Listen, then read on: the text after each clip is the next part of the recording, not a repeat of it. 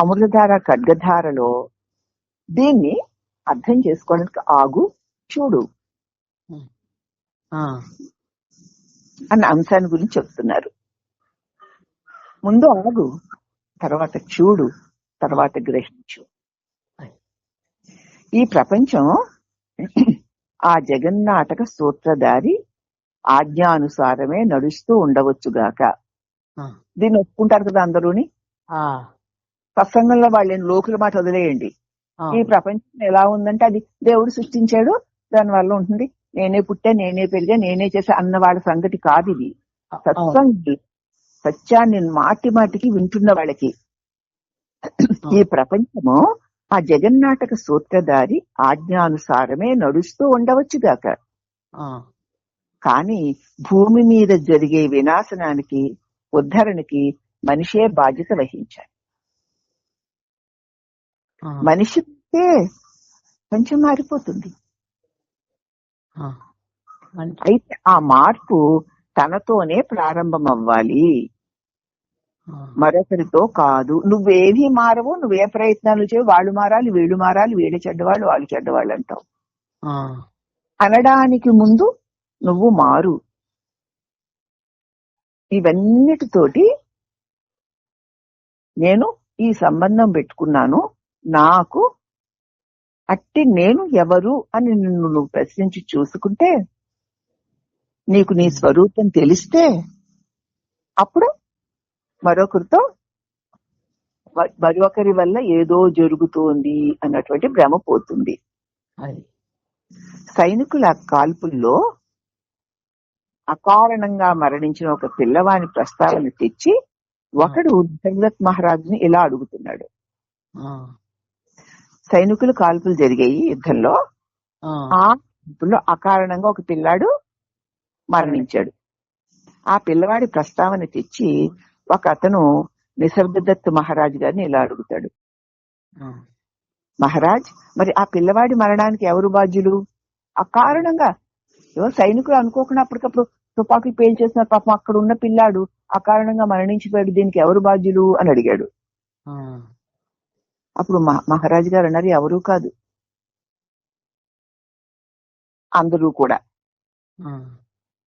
ఈ ప్రపంచంలో ఏవేవి అయితే ఉన్నాయో అవన్నీ కలిసి ఈ ప్రపంచమంతా ఉంది.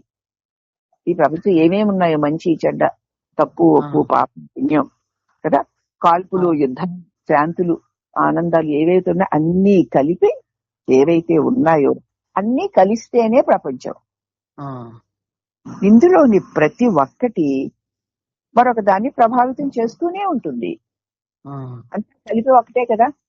అవును, మీ శరీరం అంతా అనేక అవయవాలతో ఉన్న అంతా కలిపి ఒకటే కదా. ఒకటే. మీ శరీరంలోని కాలి గోరికి దెబ్బ తగిలితే శరీరం అంతా ఆ బాధని అనుభవిస్తుందా లేదా? అనుభవిస్తుంది. అలాగే ఈ ప్రపంచం అంతా అనేక అనేక సంఘటనలతోటి, వ్యక్తులతోటి కూడి ఉన్నటువంటి ఒకే ఒక వస్తువు. అందుచేత అవన్నీ కలిసి ఈ ప్రపంచం, అందులో ప్రతి ఒక్కటి మరొక దాన్ని ప్రభావితం చేసి తీరుతుంది. మనందరం ఆ పిల్లవాడిని చంపుతాం. అవును, మనమందరం ఆ పిల్లవాడితో పోతాం. ఏంటి పిల్లవాడిని చంపుతాం? ఇప్పుడు ఆ పిల్లవాడిని చంపడానికి ఏ ఒక్కళ్ళో కారణం కాదు, మొత్తం సృష్టి అంతా కారణం. అలాగే జరగవలసి ఉంది. ఆ సమయానికి వాళ్ళు వీళ్ళు యుద్ధం చేసుకోవాల్సిన అవసరం, తుపాకులు పేల్చుకోవాల్సిన అవసరం ప్రకృతి వల్ల కలిగింది. ఆ సమయం మంది ఉండికి ఈ పిల్లాడే వచ్చాడు అంటే ప్రకృతిలో వీడికి వాళ్ళ చేతుల్లో చచ్చిపోవలసి ఉంది. అది అప్పుడు అందరూ కారణమే కదా. చుట్టూ ఉన్న వాతావరణం కారణం, సైనికులు కారణం, వాళ్ళు యుద్ధం చేయడం కారణం, తుపాకీలు పేలడం కారణం, ఈ పిల్ల సమయానికి అక్కడికి వెళ్ళడం కారణం, వాడు చావడం కారణం. అది ఇన్నిటి మీద ఈ ప్రపంచమంతా ఏవే ఉన్నాయో అవన్నీ కలిసి ఈ ప్రపంచమంతా ఉంది. అంటే ప్రపంచం అంటే మనం కూడా ఉన్నాం కదా దానిలో. అవును, అందుచేత ఆ పిల్లాన్ని మనందరం కలిసి చంపామన్నమాట. పైగా మనమందరం ఆ పిల్లవాడితో పాటే చనిపోతాం. వాడు చనిపోయాడు కదా, అలాగే మనం చనిపోతాం. ఒకళ్ళ చావుకి మరొకళ్ళు కారణమమ్మా. ఆ, వీడు చచ్చిపోయాడు, ఇంకొకడు చచ్చిపోతాడు. వీడు కారణం అన్నాడు, వీడు చచ్చిపోతాడు. వీడి వల్ల అన్నాడు, వాడు చచ్చిపోతాడు. ఆ, అవునా? అవును. ప్రతి సంఘటనకు లెక్కకు మించిన కారణాలు ఉంటాయి. ఎందుకంటే ఏం చెప్పగలం? అవును.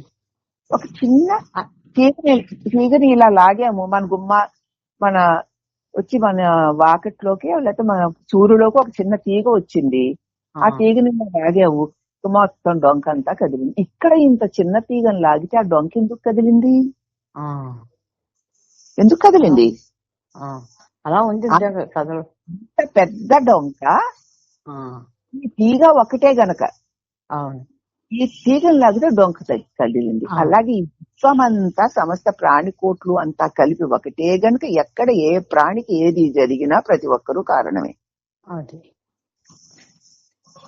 ఆ సంఘటన పర్యవసానం లెక్కలేనండి ఫలితాలుంటాయి. వీటిలన్నిటినీ లెక్కించి ఏదో తేల్చడానికి ప్రయత్నం చేయడం వ్యర్థం. దీని యొక్క మూలాన్ని, ఆ ప్రయత్నాల వల్ల దాని మూలాన్ని కనుక్కోలేవు అన్నారు స్వామి. అప్పుడు ఆ పృచ్ఛకుడు, మీరు హిందువులు కదండి, కర్మ పాపఫలం గురించి మాట్లాడుతూ ఉంటారు కదా. హిందువులు చేసుకున్న కర్మ, ఆ కర్మల్లో పాప పుణ్యాది కర్మలకి తగిన ఫలితాలు సుఖదుఖాలుగా వస్తూ ఉంటాయి, కర్మ ఫలితాలు అని మీరు మాట్లాడుతూ ఉంటారు కదా అన్నాడు అతను. అప్పుడు మహారాజు గారు అన్నారు, అది కేవలం మొత్తం మీద స్థూలంగా చెప్పే మాట. నిజానికి మనమందరం కూడా పరస్పరము సృష్టింపబడుతూ ఉన్నవాళ్ళం. ఎవళ్ళ మటుకు వాళ్ళే తాము సృష్టించుకుంటూ సృష్టింపబడుతూ ఉంటాం. ప్రతి ఒక్కడు సృష్టింపబడుతూ ఉన్నటువంటిదే ఈ సృష్టి అంతా.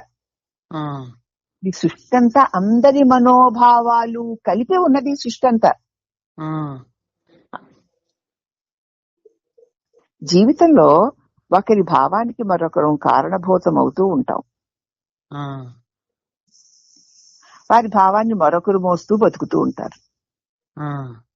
ఒకరి భావానికి మరొకరు కారణం అవుతాము. అప్పుడు ఆ కారణం మరొక కారణభూతం అవుతూ మరొక భావానికి కారణభూతం అవుతూ వారి భారాన్ని మనం మన నెత్తి మీద మోస్తూ ఉంటాం. వాళ్ళలాగా వీళ్ళలాగా. అప్పుడు ప్రశ్న వేసి ఆయన ఇలా, అందువల్ల అపరాధము చేసిన వారి బదులు అమాయకులు బాధపడాలా? అపరాధం చేసిన వాళ్ళు బానే ఉన్నారు కానీ అమాయకులు బాధపడాలా అన్నాడు. అప్పుడు నిసర్గదత్వారు అన్నారు, మన అజ్ఞానంలో మనం అమాయకులం,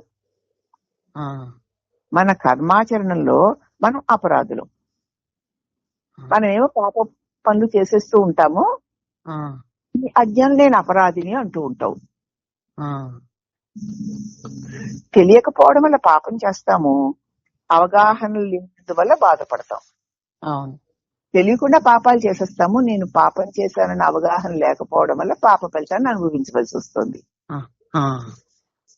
మనకున్న తరుణోపాయం ఒక్కటే, ఏమిటంటే ఒక్కసారి ఆగు, చూడు,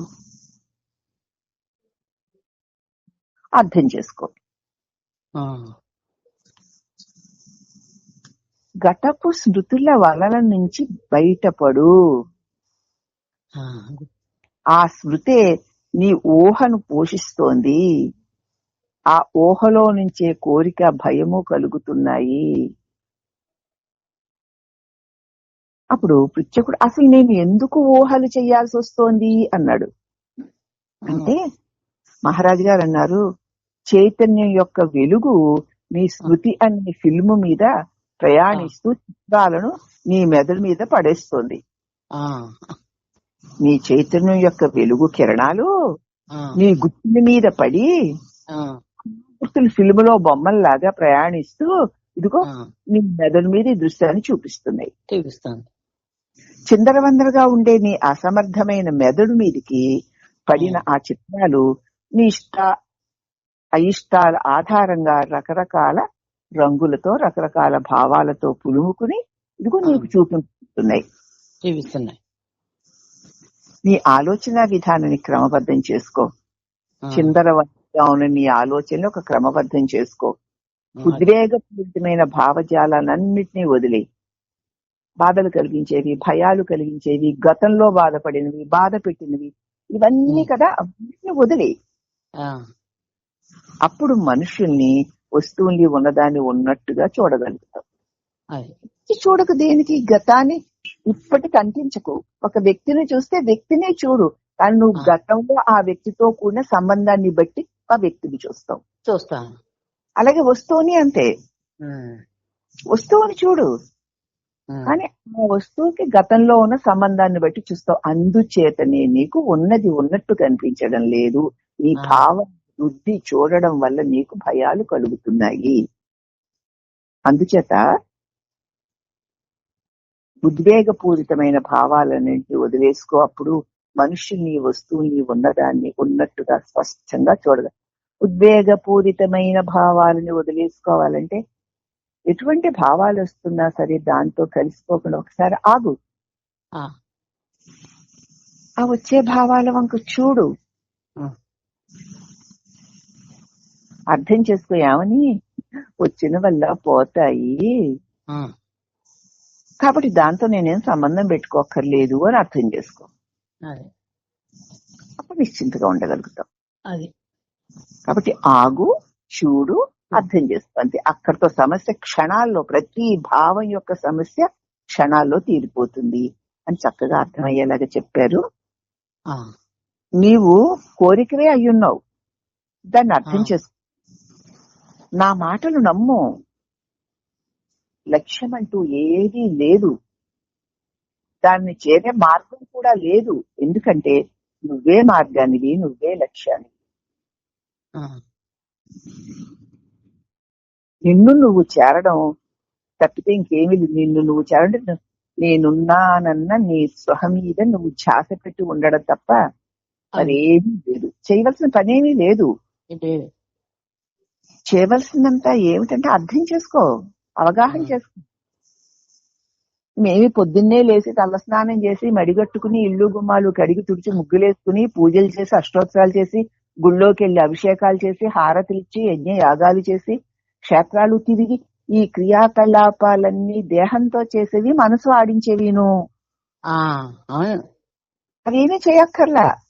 ఈ దేహంలో బుద్ధుల క్రియాకలాపాలని సాక్షిగా చూస్తూ అవగాహన చేసుకో. ఎందుకు ఇవన్నీ అని. ఎందుకు పెట్టినావు తీర్థయాత్రలకు అన్నిటికి? ఎందుకు పెట్టినావు గుళ్ళోకి వెళ్ళి పూజలు పునస్కారాలు అభిషేకాలు అర్చనలు ఎందుకు చేస్తున్నావు? ఎందుకు మడులు ఆచారాలు పూజలు నియమాలు నిష్టలు ఎందుకు చేస్తున్నావు? చేసేదెవరు? మనసు భావాలకు అనుగుణంగా దేహం కదిలింపబడితే ఈ క్రియలు చేస్తున్నాయి. సరే, ఎందుకు ఇది? నాకు వచ్చేదేది? ఇప్పుడు నాకు లేనిది ఏది? ఇవన్నీ చేయడం వల్ల నాకు వచ్చేదేది అని చూడు. ఇవన్నీ చేయడం వల్ల నీకు ఏదైనా వస్తే అది శాశ్వతంగా ఉంటుందేమో చూడు. అది వచ్చినా రాకపోయినా, ఉన్నా లేకపోయినా, ఉన్నాను అన్న నిన్ను నువ్వు చూడు. నిన్ను నువ్వు చూసిన క్షణంలో, అవగాహమైన క్షణంలో మనకి మన మనసు యొక్క ప్రవాహాన్ని అర్థం చేసుకోగలుగుతావు. నీవు తెలుసుకోదగింది మునుపు ఏం జరిగింది, ముందు ఏమి జరగబోతోంది అన్న సంగతి కాదు. ఇప్పుడు ఏం జరుగుతోంది అన్నదే. నీ కోరికే ఈ విశ్వాన్ని సృష్టిస్తోంది. లేకపోతే ఈ ప్రపంచం నీ సృష్టి అన్న సంగతి నువ్వు గ్రహించగలిగితే హాయిగా స్వేచ్ఛగా ఉంటావు. కోరిక లేకపోతే దేని గురించి ఊహించవు, భావించవు, నిశ్చింతగా ఉంటావు. కోరిక కలిగేసరికి పనులు భావంలోకి తగిన సృష్టి ఈ కథంతా జరుగుతున్నట్లు భ్రమ కలుగుతుంది. కోరిక తీరిందంటే తృప్తి లేదు, మరొక కోరిక మళ్ళీ రాదు అని చెప్పలేవు. ఎందుకు ఇది నాకు అవసరమా అని చూడు. ఆలోచన ప్రవాహాన్ని చూడంతే. దాంతో నేను నాదిని ఏం పెట్టుకోకు. ఏం జరుగుతుంది, రేపు ఏం జరగబోతుంది అన్న ధ్యాస కూడా పెట్టకు. అప్పుడు నీకు నీ కోరికే ఈ విశ్వాన్ని సృష్టిస్తోందని, ఈ ప్రపంచం నీ సృష్టేనన్న సంగతి గ్రహించి హాయిగా ఉండు. నువ్వు లేకపోతే ఏదీ లేదు, నువ్వు లేకపోవడం అన్నది లేదు, నువ్వు సదా ఉంటావు. అట్టి నువ్వు శాశ్వత ఆనంద స్వరూపుడవని అనుభవం నీకు కలుగుతుంది. ఇది బుద్ధితో గ్రహించి తెలిసిందనుకునేది కాదు. దీనిలో చెప్పినట్లుగా అవగాహన చేసుకుని మనసు పట్ల దేహం పట్ల నీవు ఎలా ఉండాలి అన్న దాన్ని తెలుసుకుని ఆగి ప్రతి దానికి ఆగి చూస్తూ ఉంటే తెలుసు. సరేనమ్మా? ఇదయ్యింది. రేపు ఆత్మదర్శనానికి అవగాహనే అత్యావశ్యకమే ఉన్నది అన్న అంశాన్ని చెప్పుకుందామమ్మా. ఆత్మదర్శనం చేసుకోవాలి అంటే అవగాహనే. అవగాహన ఏవి చేసినా సరే అవన్నీ కూడా మళ్ళీ కర్మల మూటలోకి వెళ్ళిపోతాయి. చక్కగా జాగ్రత్తగా అవగాహన చేసుకుంటే ఆత్మదర్శనం పొందవచ్చును అన్న అంశాన్ని రేపు చెప్తారు స్వామి. ఇంక రేపు చెప్పుకుందామా?